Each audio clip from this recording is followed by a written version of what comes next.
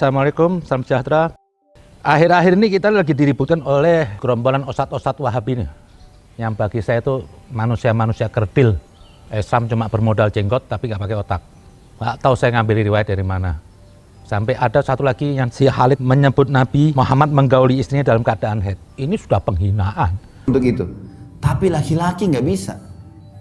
Kata Aisyah, kami kalau sedang haid dan Rasulullah SAW ingin menggauli kami, ada syahwat laki-laki. Maka beliau menyuruh kami mengikat kencang tempat keluarnya darah di kemaluan, lalu beliau menggauli kami. Nabi SAW tetap dipuaskan.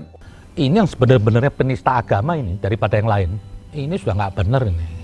Masa nggak usah pakai hadis lah, pakai otak aja kita. Itu kan berdarah kotor. Masa kita mau gauli? Nah, itu kita pakai otak manusia biasa. Kalau kita mau pakai dalil Al-Quran sudah jelas ada. Dalilnya ada jelas. Anda ini beragama pakai apa sih, Khalid? Kok membuat gaduh ruwet di Indonesia ini? Di Al-Quran jelas mengatakan di surat Al-Baqarah, dan mereka menanyakan kepada Muhammad tentang haid. Katakanlah, itu adalah sesuatu yang kotor.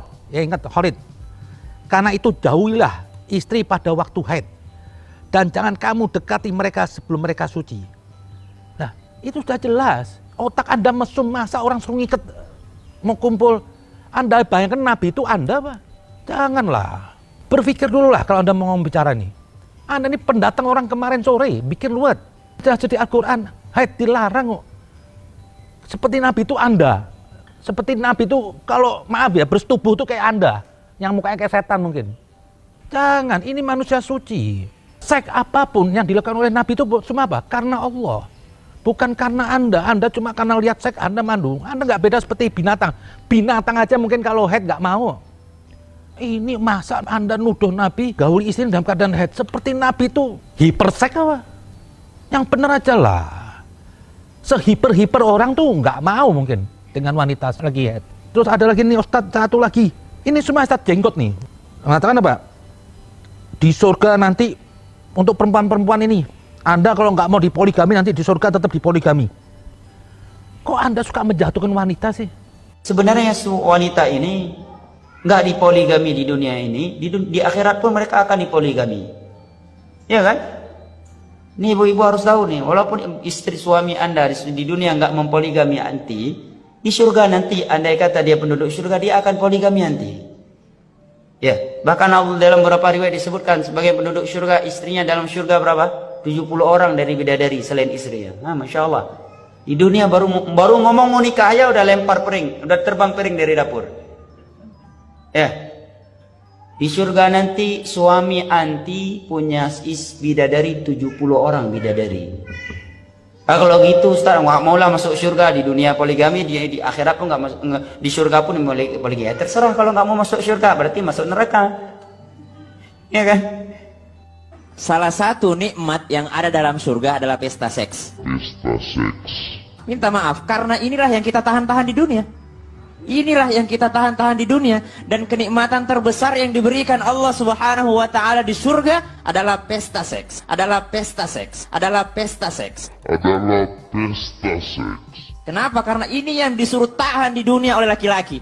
Kenapa disuruh nundukkan pandangan di dunia? Kenapa Allah siapkan seks di surga? Karena inilah yang selama di dunia kita tahan-tahan. Mereka sedang sibuk bersenang-senang.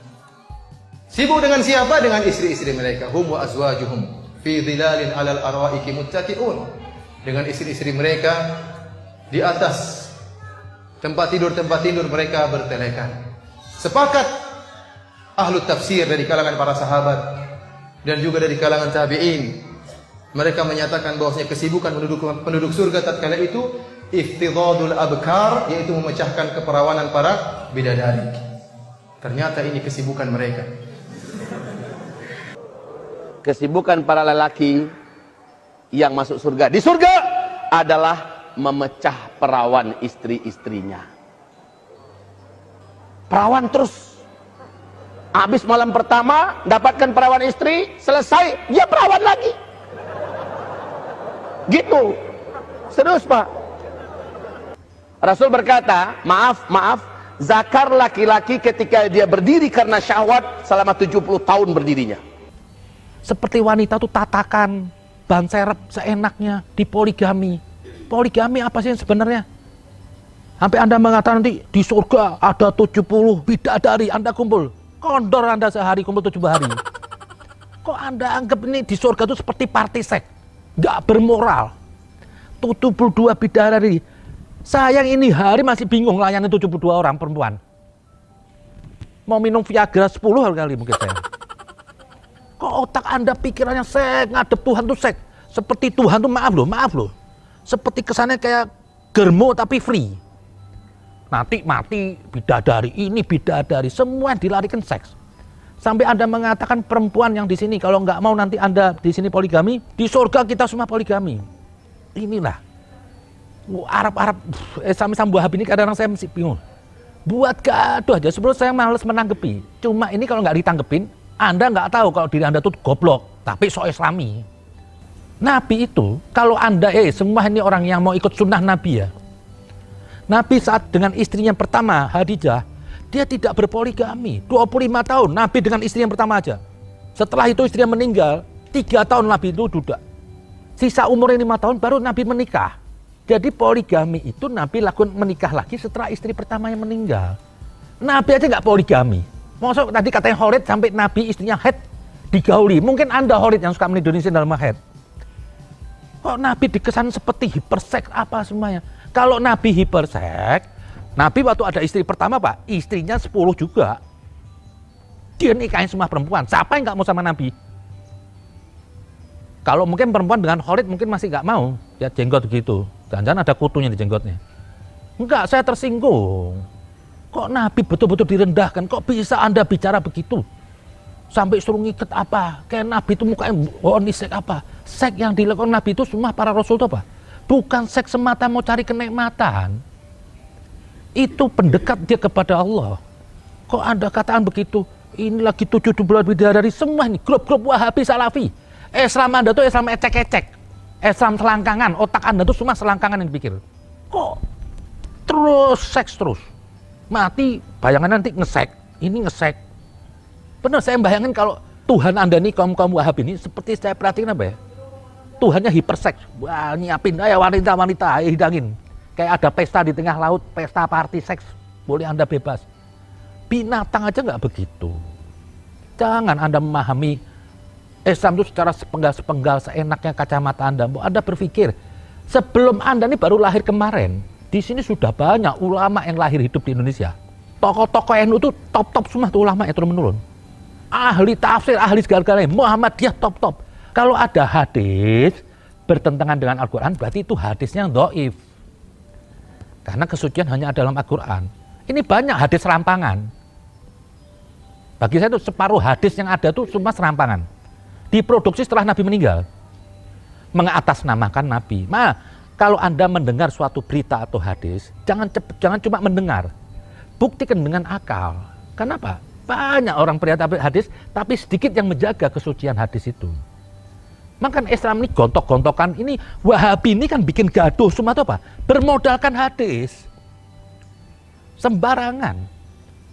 Oh, jelas di Al-Quran dilarang dalam keadaan haid. Kok bisa Anda ngomong? Berarti Nabi itu kafir dengan wahyunya Allah. Setelah itu lagi, nongol lagi terakhir. Katanya pajak haram. Lah, di zaman Nabi itu ada zakat. Zakat itu kalau yang nggak keluar juga diperangi sama Nabi. Itu memaksa loh. Iya dong. Lah pajak juga begitu. Kok Anda katakan nggak boleh ada paksaan? Karena Anda nggak mau bayar pajak. Kok Anda bilang kafir? Emang terus kalau pajak itu kafir berarti zakat juga kafir dong? Karena dipaksa. Negara mana yang nggak pakai pajak? Mungkin cuma satu lah yang ketumpahan duit tuh. Yang lainnya perlu pajak. Kenapa? Siapa membiayai BPJS? Dari mana hasilnya? Emang negara bisnis punya perusahaan? Yang semua industri semua dipegang perusahaan? Kan enggak. Perusahaan kan banyak dipegang oleh swasta. Sedikit yang dipegang oleh BUMN. Lah, yang swastanya apa? Kan Anda pakai jalan. Anda pakai listrik, Anda pakai semuanya. Emang sarana yang bangun pakai dengkul? Kan itu dari hasil pajak. Dimanfaatkan. Ada yang orang yang nggak mampu dibiayai. Pembangunan. Terus orang yang sakit dibiayain. Kok Anda katakan haram? Berarti ini semua pegawai negeri ini makan duit haram. Semua orang yang pakai BPJS ke rumah sakit itu duit pajak, itu duit haram semuanya. Satu nih saya perhatiin Khalid sama Reza, terus sama geng-gengnya nih, yang arah peseknya, mukanya aja nggak enak dilihat, bikin gaduh aja. Mbok sadar diri, banyak ulama di sini nggak begini. Hari gini bicara pajak haram, nanti bicara sungkem nggak boleh, ini nggak boleh. Apa berita itu yang Anda sampaikan? Apa manfaatnya buat orang? Nggak ada manfaatnya. Anda justru melecehkan. Yang tadi Anda mengatakan pajak haram keluar dari Indonesia. Emang negeri bapak moyang lu apa? Satu lagi nanti nama Sri diributkan Sri Dewa. Daripada namanya Abu Jahal di Arab ngapain? Nama Yazid ngapain yang membunuh keluarga Nabi? Di sini nama Sri semua tidak pernah menyakiti Nabi. Tidak pernah membantai keluarga Nabi. Nama Gatot, Soeharto, Jokowi, Pak Dudung, ini masih lebih baik nama-nama Indonesia. Tidak ada nama-nama ini apa? Membantai keluarga Nabi, musuh Nabi. Lah ini saya perhatikan. Marak ini nggak tahu nih ada apa nih, gerombolannya satu. Kok seperti dadakan. Orang Wahabi ini yang lama juga banyak, saya tahu. Nggak sekonyolan dakwahnya. Saya kenal sama Al-Irsad, saya juga kenal. Ada dulu Ustaz Abdullah Nadi. Nggak serampangan ngomongnya seperti Anda. Al-Irsad juga saya tahu. Nggak seperti Anda banget. Meributkan nama Sri. Ini si Reza Basalamah kayak keluar dari got. Bundul, jenggotan. Kenapa saya marah? Saya capek, saya malu sebagai orang etnis Arab di sini. Kok gini-gini yang diributin, ecek-ecek. Dan terus juga ikut-ikut nih, Arab pesek nih semua ikut-ikut. Terus merasa bangga, Islam dengan peci jenggot, bapak ada yang kayak kambing, kumis, dicukur, jidat hitam. Enggak, Anda tuh gerombolan kadrun semuanya. Banyak tokoh saya tahu dari Al-Irsad juga. Enggak begini-begini aja, ini akhir-akhir ini. Terakhir itu saya lihat dari Khalid, kok bisa Anda beriman? Terus Anda membayangkan Nabi menidurin istrinya dalam keadaan haid. Ini porno terkutuk ini. Otak Anda mesum nih. Wow, agama isinya seputar selangkangan terus. Poligami diributkan. Seperti wanita itu tatakan. Seperti Tuhan itu berjenis kelamin laki-laki. Nggak ada arti untuk kaum Hawa, kaum wanita. Seperti wanita itu tempat dosa. Ngatakan lagi si Reza, ngatakan apa? Perempuan nggak perlu bau parfum. Saya naik bis aja ada sebelah orang pakai bau ketek aja saya mau muntah kok. Itu Tuhan ciptakan melalui tangan manusia. Ada deodoran. Ini juga karya Tuhan loh. Bisa menghilangkan. Coba kalau nggak ada deodoran. Mau muntah saya lihat. Terus Anda katakan perempuan nggak boleh. Seperti perempuan itu apa ya? Manusia terkutuk. Manusia penyebar dosa. Manusia pembuat mungkar. Ini banyak ustadz laki apa? Yang dibikin dia tuh poligami. Karena yang buat enak buat dia. Kalau emang wanita itu makhluk rendahan, makhluk murahan, tempat lahirnya dosa itu perempuan, Allah nggak ciptakan manusia melalui perempuan. Sehebat apapun seorang ulama gede sorbannya apapun, keluar dari wanita. Jangan terus Anda rendahkan wanita. Harus dikebiri, nggak boleh masuk dunia, nggak boleh ini. Semua makhluk wanita dan pria itu punya hak yang sama di sisi Tuhan. Jangan Anda anggap perempuan ini, maaf loh, kayak tatakan kemaluannya laki. Cukup di rumah aja, diperbudak. Kewajiban perempuan itu cuma satu dalam Al-Quran. Melayani suami. Selainnya bukan kewajiban. Seperti dia harus membantu suaminya, menyediakan makan untuk suaminya, mengurus anak. Ini semua bonus. Sampai satu riwayat, apabila seorang wanita itu mensusui anaknya, dia berhak terima gaji. Ini Islam sudah ngatur. Kok Anda rendahkan, nggak mau poligami dicerai? Binatang itu semuanya. Enak aja. Besok anak Anda saya kawinin sebulan, saya buang. Gimana mau? Terima anak Anda. Berpikir dong. Jangan direndahkan terus wanita nih. Punya kemuliaan. Para rasul, ada rasul aja bisa lahir dari perempuan no. Itu Yesus. Wanita suci bisa melahirkan seorang rasul. Begitupun juga Nabi Muhammad, semua lahir dari wanita. Jangan Anda rendahkan wanita seperti barang apa sih, hinaan. Harus gak boleh apa-apa. Gak boleh bergerak. Punya hak yang sama. Monggo orang yang mau poligami besok. Tapi besok seorang istri bertanya, silakan Anda berpoligami. Tapi mulai ini hari, saya cuma melayani Anda. Besok silakan Anda urus anak Anda di rumah, Anda ngepel, Anda ke pasar, saya duduk istri. Kan kewajiban istri itu. Kalau mau bicara keadilan loh, masing-masing punya hak hukum keadilan. Kebaikan seorang istri yang tadi sudah ngasih di atas bukan kewajibannya, dia melayani, mengurus anaknya. Hargai ini. Jangan besok ada syahwat tinggi, ada perempuan mau diajak kawin. Terus istri Anda sudah umur 10 tahun dari dipakai, Anda mau buang, terkutuk itu. Terkutuk. Barang siapa yang melecehkan istrinya, besok dia punya anak perempuan akan dilecehkan oleh suami. Ingat, Anda nangis untuk anak kan, besok Anda akan dibuang. Jangan sembarangan. Agama ini memasukkan manusia. Seks itu bukan yang utama. Kalau seks yang utama, ya perlu turun Nabi. Cuma ngajarin seks aja. Memanusiakan manusia itu yang utama. Menghargai. Maksudnya apa? Membahagiakan orang lain dan bukan cari keuntungan pribadi. Saya tahu nih, ustadz ini yang bertopeng ustadz agama, mengkeluarkan poligami, supaya diri apa? Bisa mengumbar seks ini. Tidak beda, Anda lebih hina dari binatang. Binatang nggak menjual agama untuk mengelabui nafsunya. Anda cuma bertopeng agama, tapi sebenarnya apa? Anda tuh binatang, hanya melayani seks.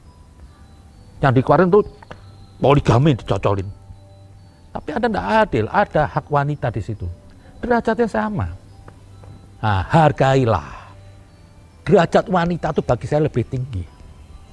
Jangan anggap rendah. Tidak boleh pakai parfum, sampai parfum dimasalahkan. Terus Anda pakai parfum, nyari selangkangan. Nah, ini Ustadz culas. Jangan.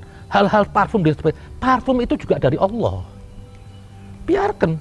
Mungkin otak-otak Anda yang kotor, berlagak, berjenggot, bersorban kayak kambing, tapi otaknya nggak di sini di kemaluan. Lihat perempuan nafsu. Enggak. Banyak, saya hidup di sekeliling saya, banyak orang lihat wanita nggak syahwat. Apa sih yang diperintah dalam Al-Quran? Suruh memalingkan wajah. Itu aja. Jadi jangan sok Anda paling Islam, paling agamais. Enggak. Banyak ulama yang gede ini. Kalau Anda sih bagi saya, Anda aja di bawah saya nggak ada apa-apanya.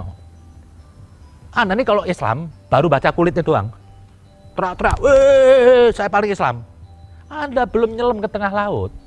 Maka dari itu, ilmu kalau nggak pakai akal bisa menyesatkan pemiliknya. Ini seperti Anda baca doang, nggak pakai akal, nabrak. Nah, apa? Ilmu tuh harus dibarengin dengan akal supaya nggak menyesatkan. Bisa disaring, nggak kacamata kuda. Itu aja mungkin. Saya mohonlah, saya bukan benci yo. Seperti Khalid, Pak Salamah, Reza, terus Ustadz Arab pesek inilah yang Wahabi.